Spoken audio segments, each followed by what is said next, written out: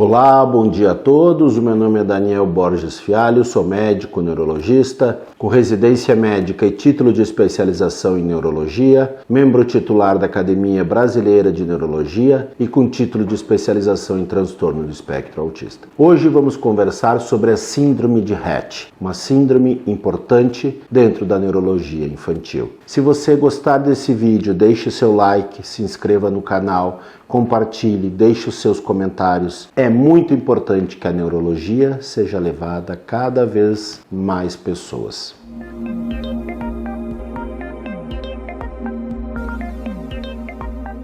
A síndrome de Rett é uma encefalopatia progressiva da infância. Em 1954, Andreas Rett, que era um pediatra suíço, viu inúmeras meninas dentro do seu consultório e compartilhou sua visão com outros pediatras que também tinham meninas da mesma forma, de forma semelhante, e a partir daí ele construiu a síndrome de Rett. A síndrome de Rett é uma encefalopatia progressiva da infância que há muito tempo era tratada junto com o transtorno do espectro autista. Hoje ela existe por si só, porque se sabe que não é um transtorno do espectro autista. São características, algumas semelhantes, que vocês vão entender, mas na sua grande maioria extremamente diferente do transtorno do espectro autista. A síndrome de Rett basicamente acomete meninas. Meninos são extremamente raros dentro da síndrome de Rett e geralmente eles nascem e têm uma encefalopatia grave já ao nascimento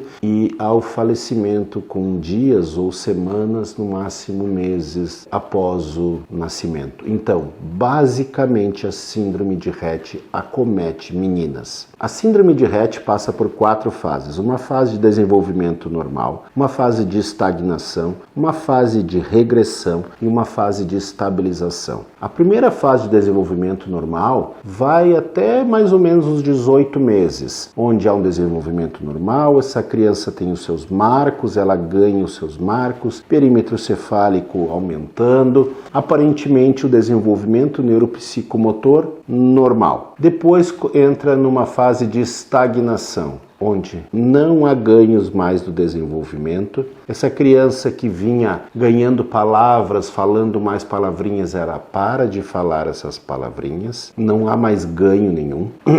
O perímetro cefálico que estava aumentando, ele estagna, ele para de crescer, ou seja, a curva do perímetro cefálico que vinha aumentando, ela começa a se manter constante e, pelo desenvolvimento da criança, pelos meses que ela vai aumentando, pela idade que ela vai aumentando, essa curva ela vai decrescendo. Depois começa uma fase de regressão. É uma fase onde há um decréscimo na fala, um decréscimo motor. Muitas crianças apresentam crises epiléticas. Há características muito clássicas da síndrome de Rett nas crianças, principalmente o mexer das mãos. As crianças, as meninas com a síndrome de Rett, elas têm estereotipias manuais bem importantes e intensas, que são muito clássicas da síndrome de Rett. Também não são um fator patognomônico, ou seja, que isto define a síndrome de Rett. Não, mas desenvolvimento normal, uma estagnação seguida de um processo regressivo é muito clássico da síndrome de Rett, onde há nesse período, certo, a confusão com o transtorno do espectro autista regressivo. Mas há uma diferença também muito acentuada na síndrome de Rett, que é não só a perda dos marcos, mas principalmente a perda dos marcos motores, o que não acontece no transtorno do espectro autista. Era uma criança que vinha correndo, que vinha caminhando, bem legal, que daqui a pouco ela não consegue mais fazer isso, que daqui a pouco ela para de correr, ela não consegue correr mais, e ela começa a ter grandes atrasos motores, e esse processo regressivo se mantém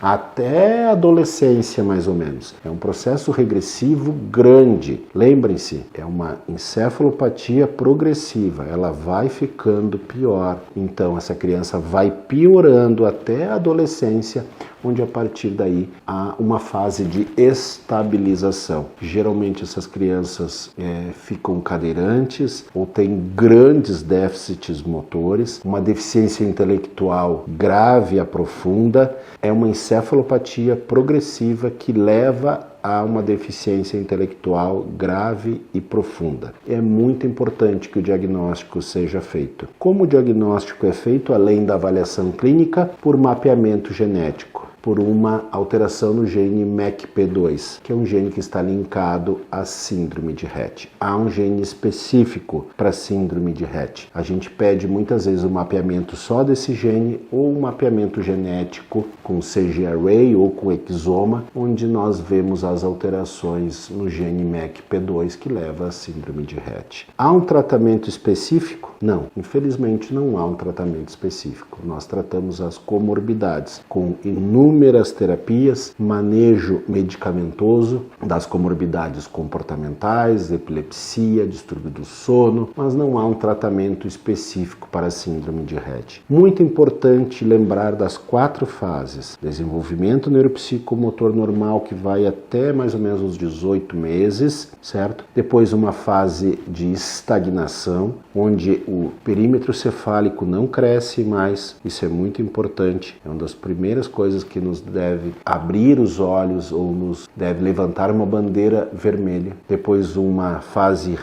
de regressão muito grande que caminha por anos, que é uma encefalopatia progressiva que leva a uma deficiência intelectual grave e profunda. E depois uma fase de estabilização, quando esse processo regressivo para. E lembrem-se, é um transtorno genético por uma alteração no gene MECP2. Não é transtorno do espectro autista. Isso é síndrome de Rett, exclusiva em meninas. Se você gostar desse vídeo, deixe seu like, se inscreva no canal, compartilhe e deixe os seus comentários. Um abraço fraterno a todos.